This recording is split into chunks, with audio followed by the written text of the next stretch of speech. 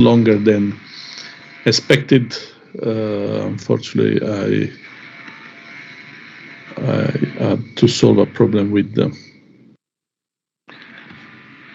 previous exam. So let's start with now with the models.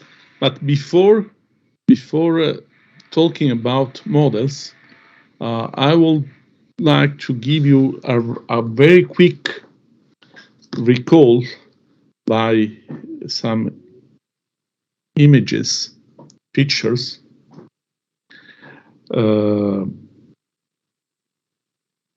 Wait a minute, because I don't know what's happening now.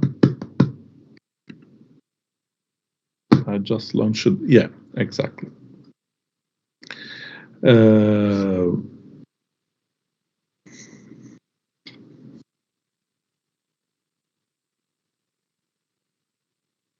Yeah. Just what are the machines and the energy conversion systems we will analyze? Not all, but we will go through, and this is just a recall of what we are considering. So, for example, here we have a typical. This is the rotor of a centrifugal compressor. This is the stator. So the flow. We don't see anything now. Okay. For example, you see that the flow entering in through a direction which is orthogonal to the plane of this image, enters here and then moves along the radius, and the machine as rotation is rotating in clockwise direction here. Okay, so as the clock. And here we have the stator. So we know that we take some fluid. In this case, this is a compressor, but for a pump is not far from this representation. And then we have through the rotation here, and then we provide some energy to the flow. So we transfer energy, providing some momentum, quantità di moto, as we say in Italian, and then the flow leaves the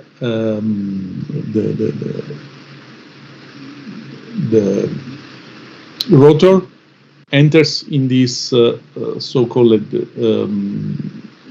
stator here with the diverging section in order to reduce the velocity and then to convert this kinetic energy into pressure. So, and then we can increase the pressure or provide the head. This is an axial compressor. We will not study the compressor. Axial compressors, we will not consider axial compressors as per se, so as a machine, but we consider this machine within a turbogas, so a gas turbine, where, as you know, we have the compressor, the combustion chamber, and the turbine. This is a centrifugal compressor, multi-stage. So you see the flow enter from the left and leaves the machine from the right side. And then you see the most important point, we have a reduction of the dimensions because we have an increase of the density and a reduction of a specific volume of the flow. And you see this is a radial machine because the flow enters in this direction, which is orthogonal to the plane on which the machine rotates, and then it moves radially, you see, and then leaves in this radial direction and then comes down at the axis level, enters this second, and then moves like that, and see, you know, this kind wavy path. Then this is a multi-stage again. Okay, this is an alternative machine where we have pistons and cylinders, and the alternate movement of the pistons reduces or increases the volume of the flow, and through this process we have an exchange of energy from the machine to the fluid and vice versa, depending whether it is operating machine like pump or compressor, and in the opposite direction, so energy from the fluid is provided to the machine in the case of an internal combustion engine or a combustion or an engine, a reciprocating engine. Then we have also volumetric compressor, like this is well known as a Rolls compressor, but we don't study this, but just to remind you what we are doing. Yeah, this is a centrifugal pump. The flow enters in this direction through the axe and then leaves in this direction after radial movement within this this case. Then we have the gear pumps, which are volumetric machines. Also volumetric machine with this. These are called in English vane machines, where you have these veins that are found. There are variable vein where the veins are obtained by these blades, let's say, that can move in this radial position.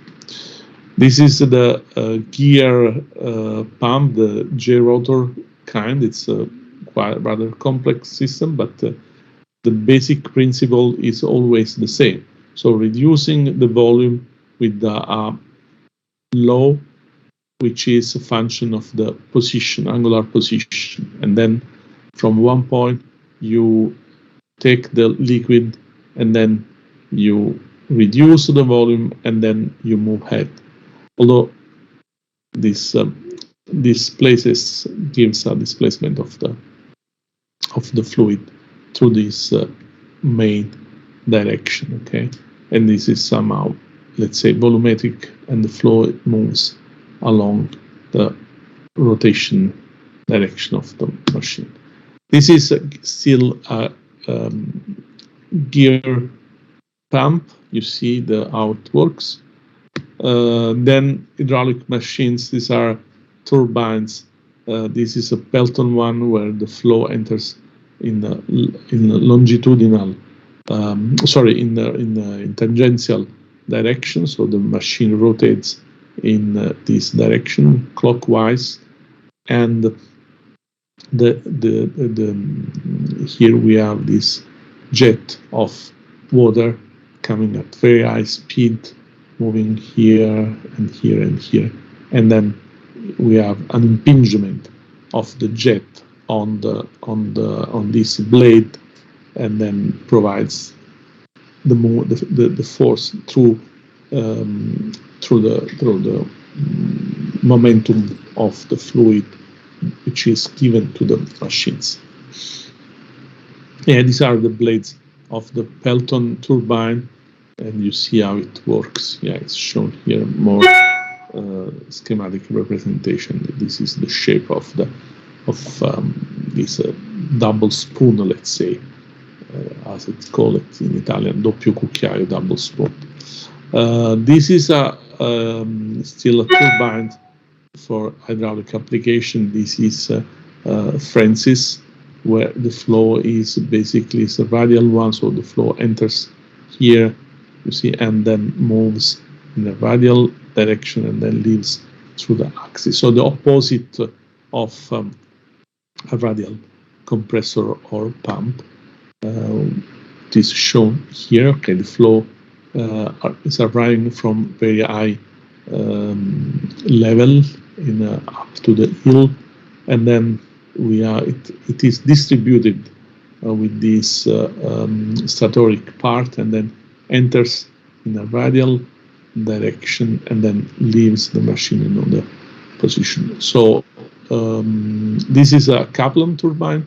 where we have the axial flow, because the flow is coming from the top here, from very top here, and then it's distributed in this radial distributor, and then enters axial in the axial direction and leaves in the axial direction. So this,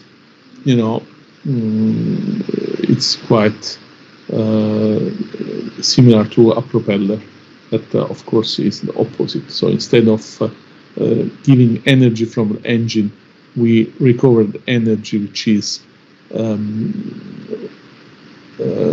converted in electrical energy in this big alternator here. And again, this is a Kaplan with horizontal axis. We see, my red pointer shows the movement of the water coming from top here and moving here. You see, and in this direction. You see the dimension. Okay, this is a person, perhaps 2 meters, and then you see how big is this 3 times, even more higher than 3 times this person. And again, you see on the same axis we are here. The alternator supposed to be 22 megawatt power generated with this machine, as far as I see here. Okay. Yeah, these are still hydraulics, and these are the civil constructions that allows to keep this sort of artificial lake, and then we have part of this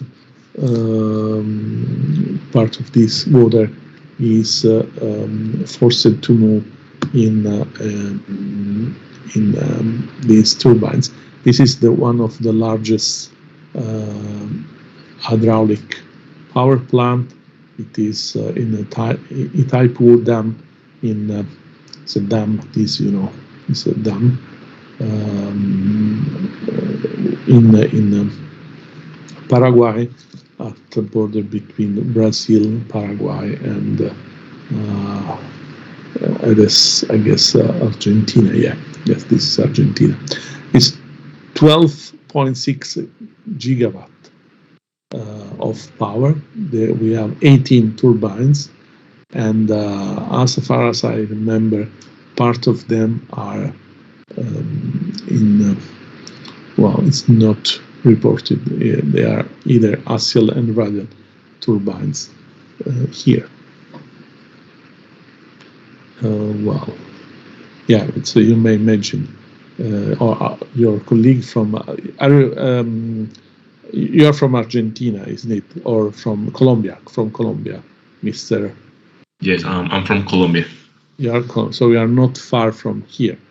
I don't know whether you have heard before about this big hydraulic power plant. Colombia is up here, if I'm not wrong. In the northwest side here. This shows the dam, which is this artificial lake, we say, and then we have the pipes, the long pipes, and then we have, I don't know whether this is a Francis. Oh yeah, this should be a Francis turbine. You see how the construction of this machine, of this plant, is quite complex. You must consider that here you have this kind of devices also to move. They use this big crane, let's say, at least no more than once a year. But so this is a really big, very, very much expensive. But I mean, they are one of the main source of renewable energy, because this is a renewable energy source. You may know this. We will spend some time on this. This is the steam turbine, which is part of a plant where we have turbine, vapor generator, steam generator, and then this is axial turbine. The flow enters from the top here. You see, this is for the Italian students, but hopefully I mentioned Mr. Hernandez. He has studied the same. This is the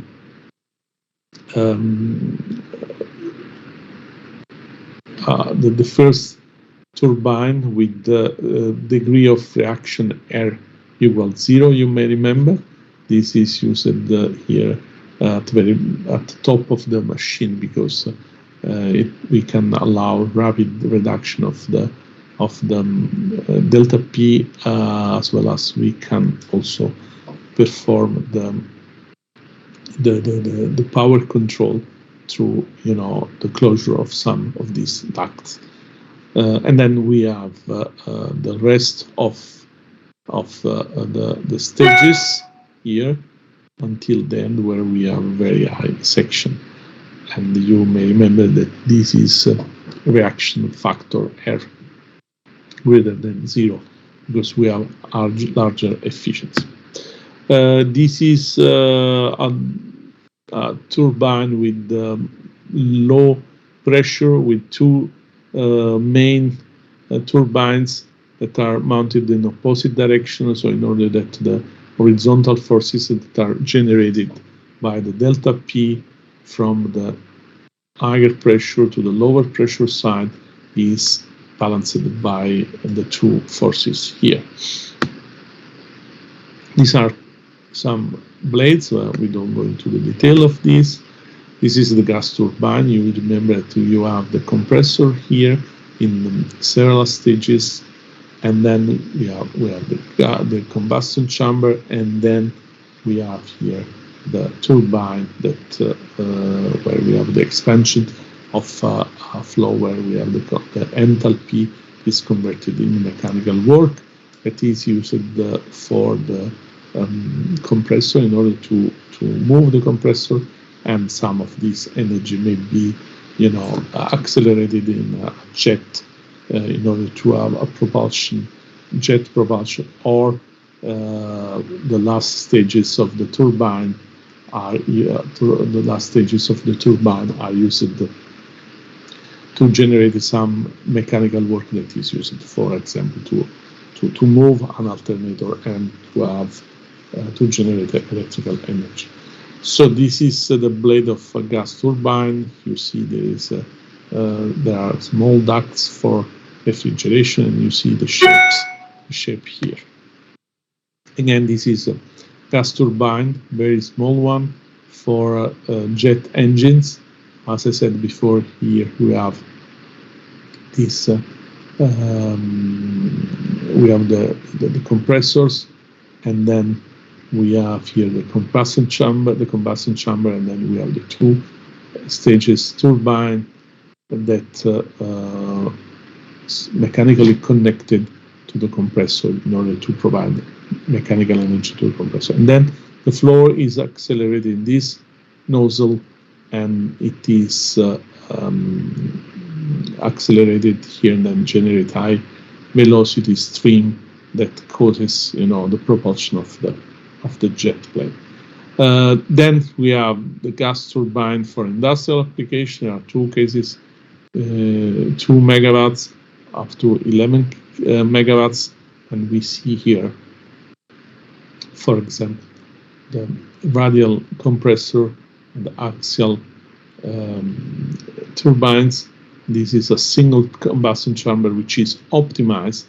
For example, this is a case of optimal design. So the design is optimized in order to have the best performance in terms of production of, in terms of energy conversion from chemical energy in thermal energy, whereas for a plane, when we are working, the design is optimized in order to reduce as much as possible the radial dimension in this direction, because we want small frontal area in an engine for a propulsion plane, whereas here we are not interested in having a small frontal section because it's a stationary application, so it stays on the ground where there is no much concern about the dimension and the size. And here we have the application, and you see here also a gear system in order to reduce the velocity of the main shaft. Here is an application with the pump, or actually a compressor, or with an alternator in order to generate mechanical energy, electrical energy from this generator. Here we have two radial compressor, and you see this is typically a steady state application for ground uses, because you have only two stages, and you see that with the radial machine we can have transfer per each stage more energy, mechanical energy, to the flow, to the fluid, instead of an axial machine like this one, where the axial compressor is organized in many stages, because with axial machines we are not able to deliver a high amount of work, of energy to the fluid. Okay, but in this case we don't care, because we have a large radius, you see here, whereas for aeronautic application sorry, I have a problem with the for aeronautic application, as I said before, we don't need we need to have very small radial width. This may reduce the frontal area and then reduce the drag of the plate.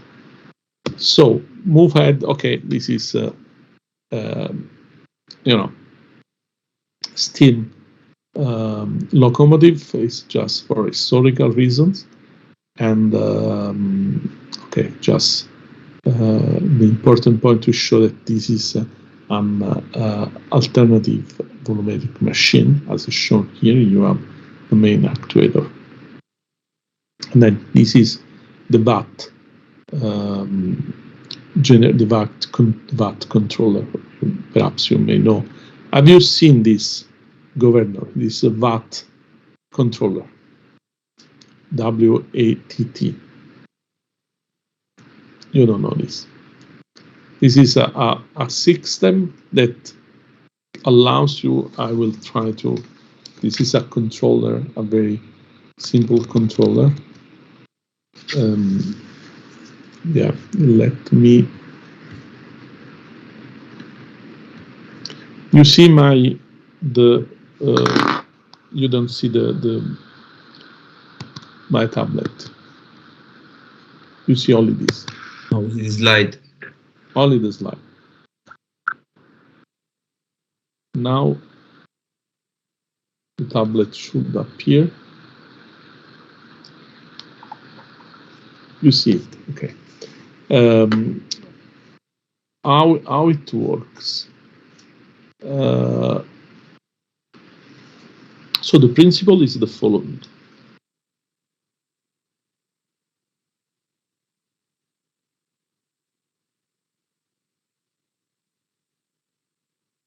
You see the slides. Yes, you are right. But this is a problem of the configuration of.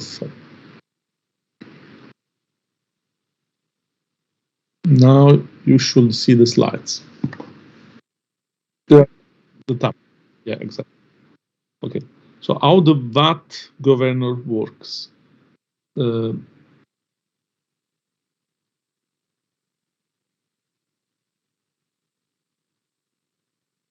No, but I learned how to make a Marvel.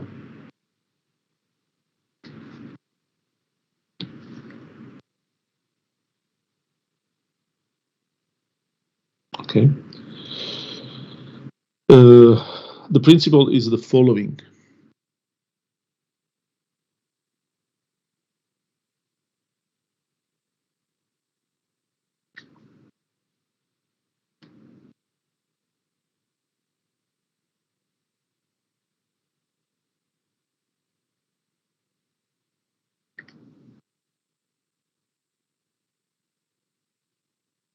Okay.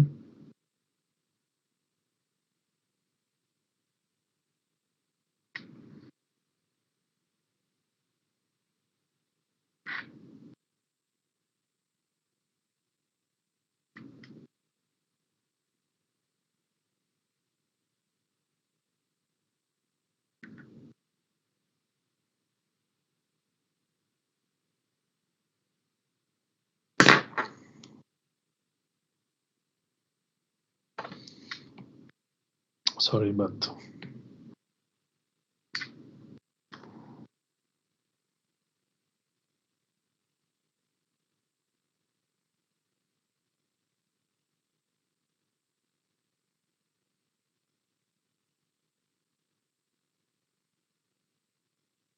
okay.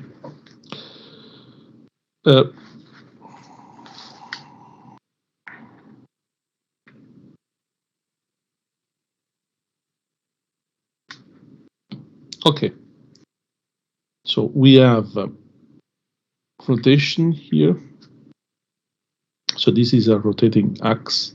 Okay, rotating with the angular velocity omega, and then we have on the other side the same picture. I don't know whether I will be able to revert this.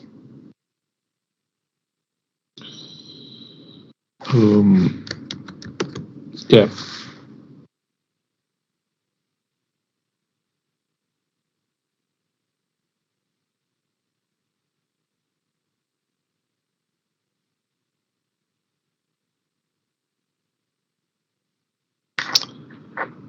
I don't know how to do it.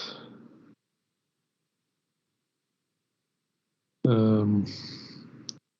don't know whether there is a mirroring function, because otherwise this does not work.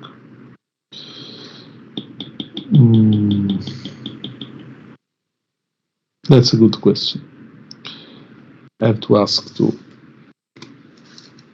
my colleagues. Okay, so these are joints here and here. You have a bar here. Okay.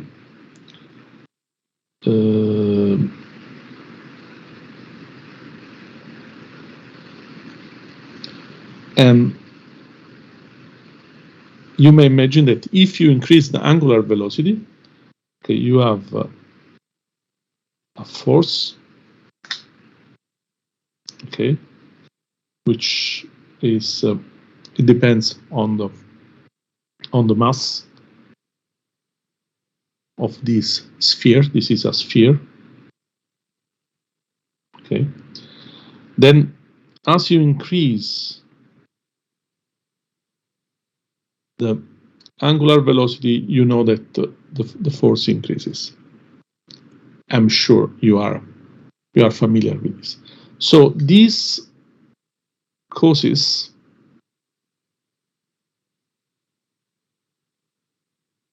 generates a movement of the sphere along a trajectory which is this one.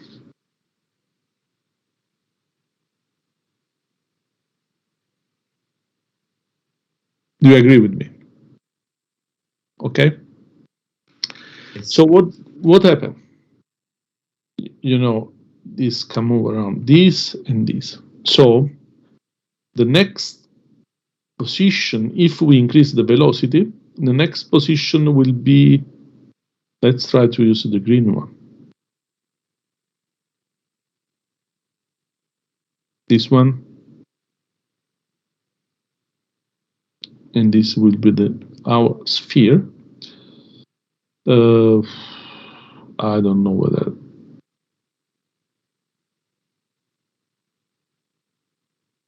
Okay, do you understand this? So as a mechanical engineer or management engineer, you should know this. You should understand this easily. Do you understand? Should I explain more? Okay, thank you. So then, what is the objective? If you increase the velocity, the angular velocity, you generate a movement of, you cause a movement of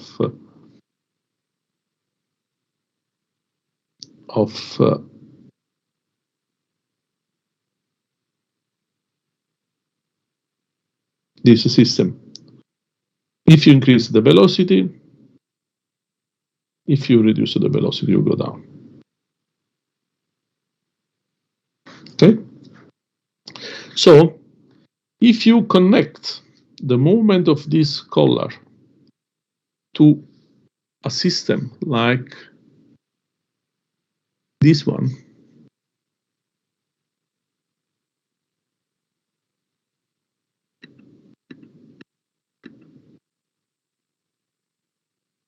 what you see here, you see here, you see the collar is moving in this direction, up and down, and then through some mechanical component, you are able to control this valve. So if what you want, if you want to keep constant velocity because you are moving, let's say, an alternator, for example, you want to keep the frequency of the alternative alternate current fixed. Okay, you need certain velocity, let's say 300,000 RPM. This is just one practical number. If you have a reduction in the load of your of the grid, what happens? You are generating more power than what is required. Then the machine tends to accelerate. Okay, I'll show you in a minute. Then, if accelerates this, what you should do? You should close the amount of flow of steam that is provided to the machine. Are you following this? Okay. Here is the steam coming through this pipe, and then here we have the valve. So what does happen? What should we do? We are, if the velocity increases, we have this collar coming up, and then if coming up, it tends to move this beam here, and then we have a reduction of the opening position of the valve. If the machine is decelerating because there is high load on the alternator, we must open this valve. Then we close. We have a reduction in the position, so the position goes down here, and then the movement is such that we have an increase of section of the area of this valve, and then we increase the amount of vapor that is provided to the machine. So this is a typical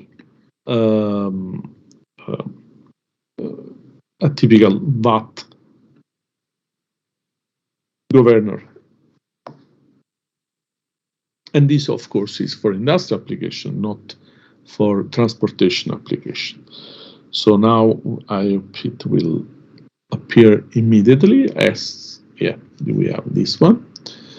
Then this is an internal combustion engine. We are not interested. I mean, we will study something for cogeneration purposes. So you will study also with the professor Carlo Renno. Then there are other applications we are not considering for our purposes. Yes, here like bunker engine. So we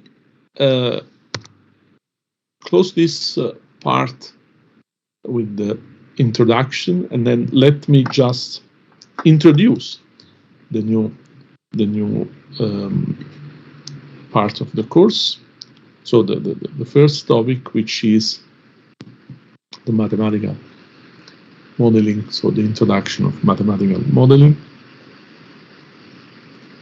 Yeah.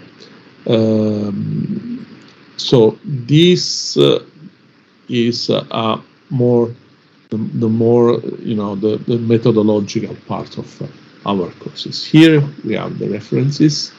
There are some books. I'm not going to ask you to buy these books. Most of them are available.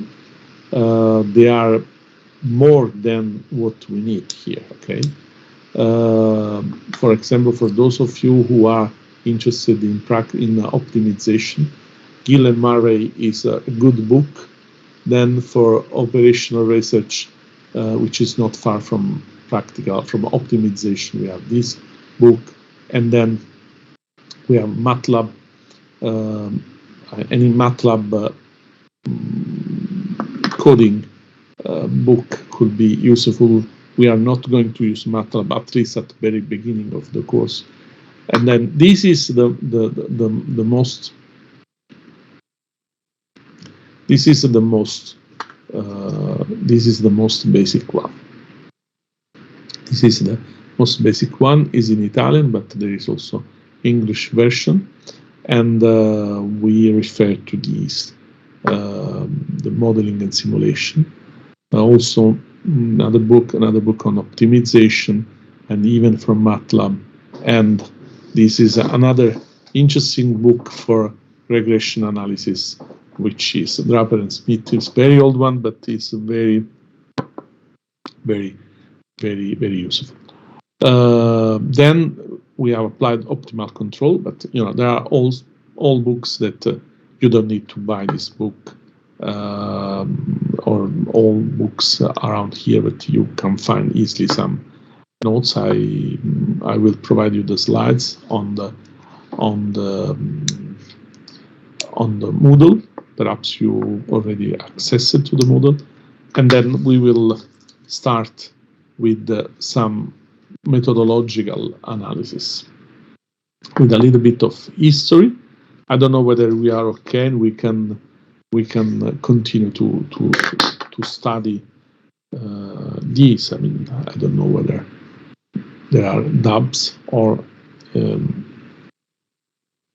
Oh, okay. Perhaps you should change the screen here. You see it? Okay. So we have.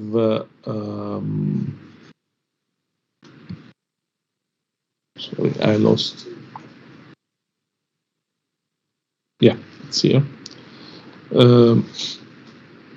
So when we study models, we should consider that in the past, all physical systems, and particularly machines that are, machines or thermal system, were studied by experimental approach. So there were not enough mathematical models or mathematical tools or representation in mathematical way of our topics.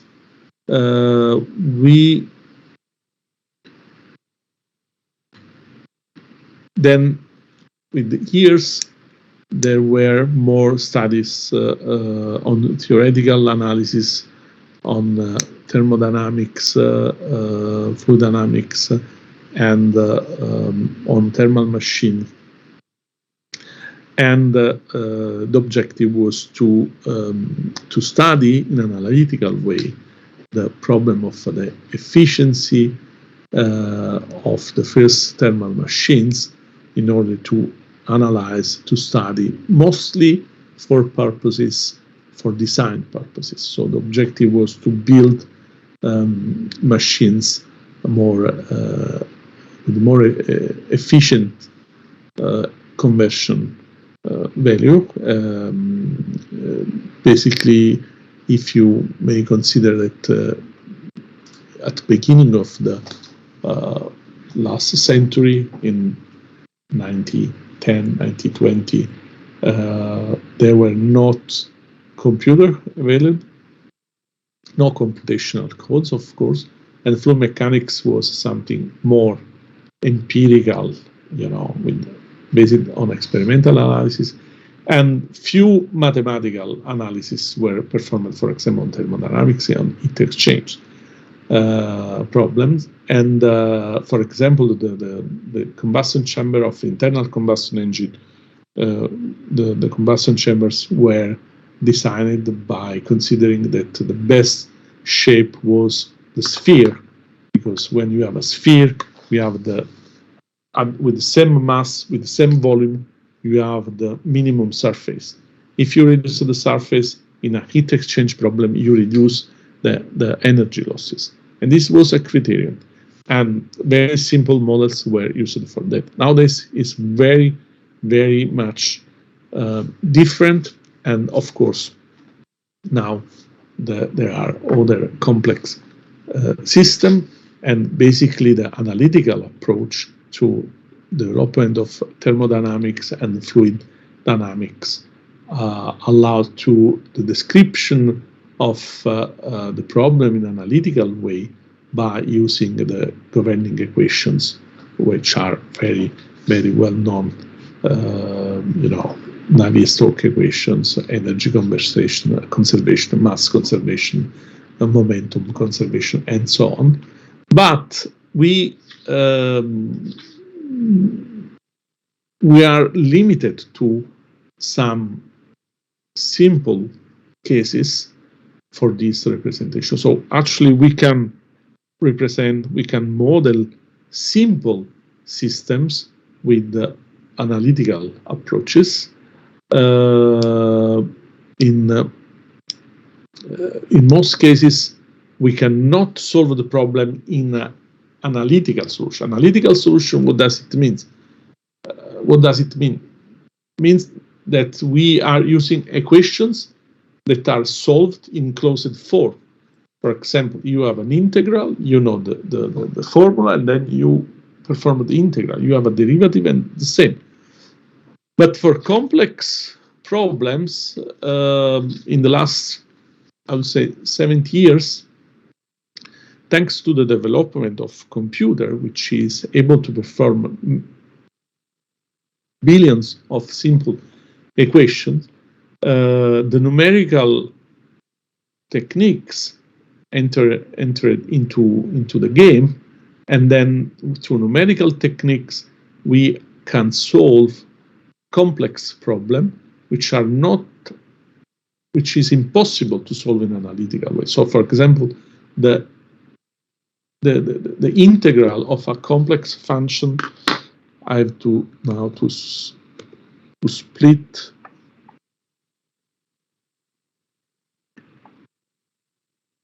Yeah, but I don't know whether, this will not work. I have to find sorry. I don't know how to manage this.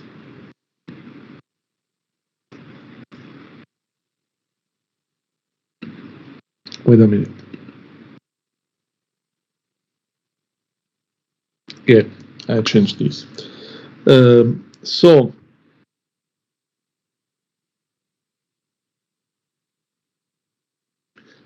suppose that you have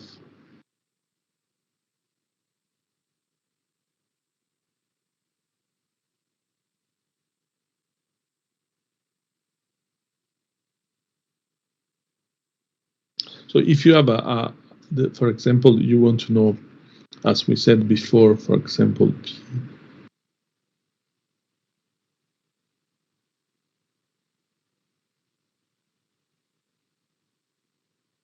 where dt, okay, and then you want to solve the velocity,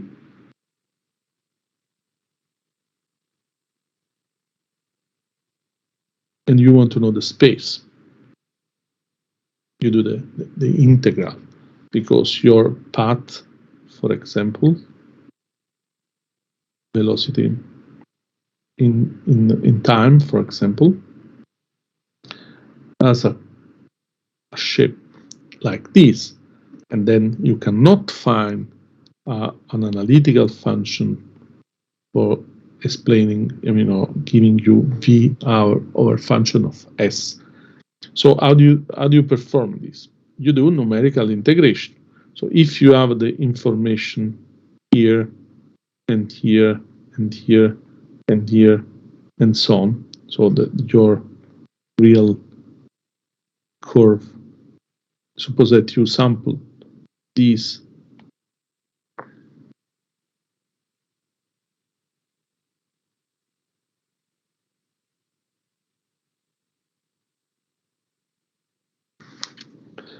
okay, so this is a different way. So you already perform a sort of filtering. How do you compute this integral? The integral is a numerical one,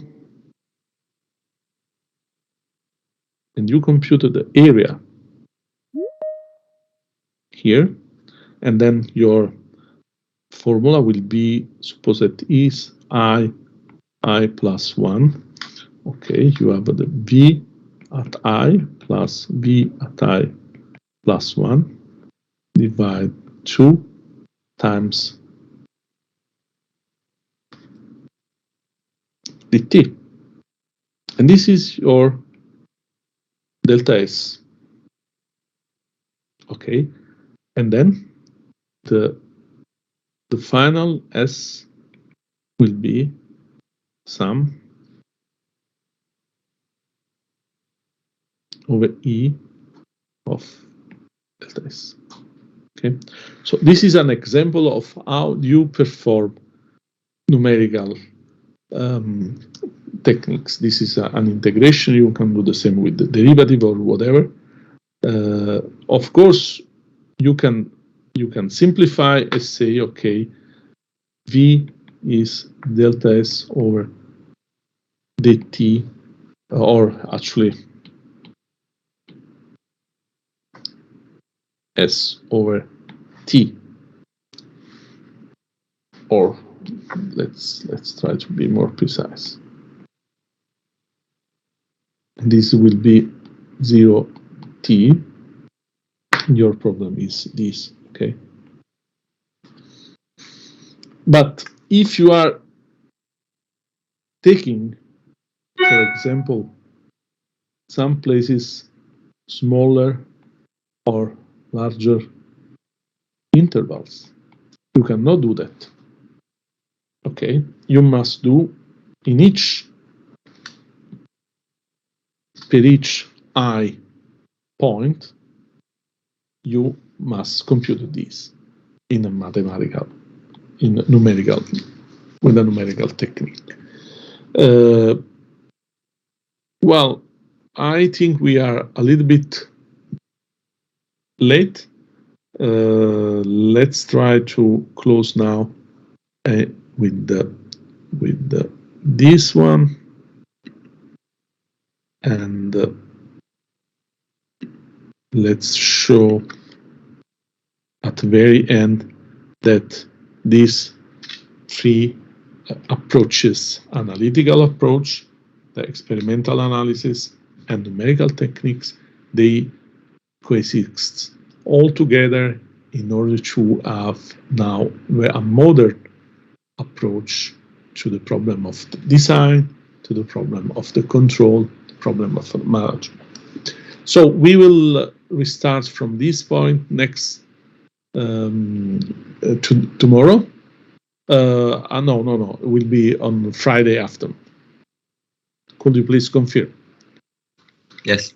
Yeah. Friday afternoon. Yeah, I will be out of town in the morning, and I will travel back to Fisciano in time. We start at 4 o'clock. Is that true? Yes. Yeah. Prof, mi scusi, a proposito della lezione di venerdì, stavamo pensando, mica sarebbe possibile spostarla di mattina, se lei ha disponibilità, magari anche a partire dalle prossime settimane, non necessariamente... Ok.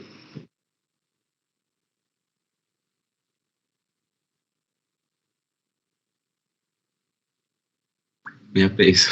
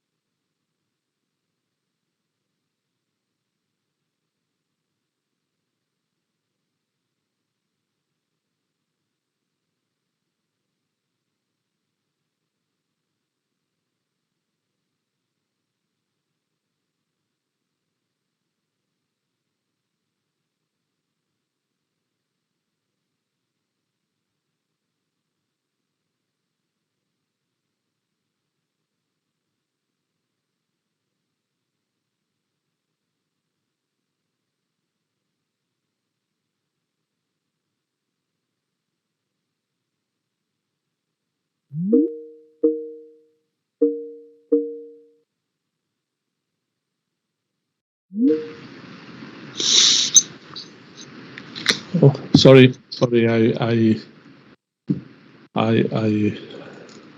pushed the wrong button. Yeah, okay. I have to check my agenda for. We have. Well, in the morning. You are asking to have a lesson in the morning, Friday. Yes, if it's a problem, if it's possible. If you have other lessons or other things to do, it's not a problem. No, for me, it should not be a problem on the morning. This week I'm busy because I have another meeting. We may arrange in the next weeks. Because thank you. Yeah. Okay. I have, because I mean it depends. I have a periodic meeting on a Friday morning. Perhaps we should start at noon, and then finish at noon and finish at 2:30, I guess, because we have two and a half hour on Friday, so we could try to start at 11:30, and then we could finish at 2:00. But this should be decided all together. But I'm not sure whether this is possible by the rules of the school, and I have to ask Professor Senatore for this, but I guess will not be a problem.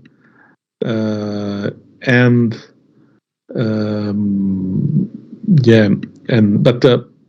you know, at the mid of the course, Professor Reno will enter, and then he will decide whether you will resume the lesson on Friday afternoon. I don't know if you need it. We can do this. Okay. Let me check with Professor Reno and with the Professor Senatore in order to make sure that we can do this change. Okay, but this will not be done this week, at least next week. Okay. Okay, thank you. Thank you. Well, okay, so please let me know in also the next class whether there are problems, and then we can move ahead next on Friday. Okay. Thank you. Bye. Thank you, Professor. Bye.